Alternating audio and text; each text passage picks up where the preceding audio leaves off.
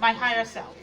Because I remember there was a time that he said to me, I was on, basically doing everything in the church, singing, dancing, doing everything. And he was like, you're doing all of this in the church, which is wonderful, but you can actually offer these services in the community as well. And I'm like, okay, I didn't think about that. And before I used to dance, I was praise dancing and so forth. And I remember he used to work at the school teaching kids, and he had told me that they was looking for an African dance instructor. So he's like, why don't you put in for, position? I'm like, no, I mean, I dance, but why? I've never taught kids before. He's like, well, you have kids at the house. I see you like work with your friends' kids. So he was like, get paid for what you're doing. And so I said, okay, let me put it in.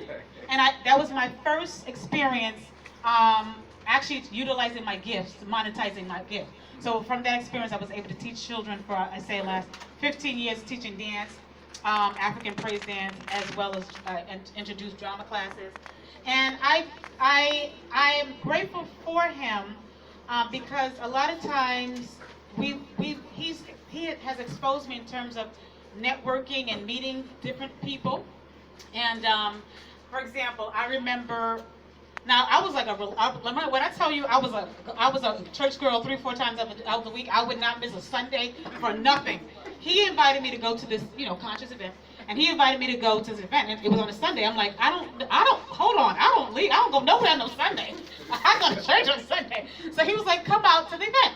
So I went to the event, and it was amazing because I seen all these African Americans, brothers and sisters with their tables and vending, and they had their businesses, and to me, I was just absolutely in awe of it. Met a brother there who had written over 15 books. An African American young man was in his 20s, and the power of being able to expose yourself to people who are doing great things. I believe that is contagious. And from after that experience, going to that first event, I remember I woke up in the middle of the night with 2 titles of my book. And from that experience, I ended up writing 2 books, and afterwards, and writing 3 books.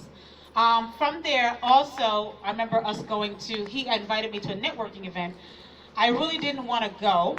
I didn't want to go to the event, because it had nothing to do with it. It had nothing to do with what I normally do, and the work that I do, and he had invited me to go. And so I decided to go, and we went to the event. He was like working the room, talking to everybody, and I didn't talk to anybody. I'm staying on the side and speak to anybody. And he was like, you got your books, share your books, sell your books, do something. And I found one person to talk to, and me and that sister talked, and she was like, oh, what do you do? And I finally told her what I did, and I showed her my books, and I told her I was about, women empowerment and so forth. And she was like, oh, well,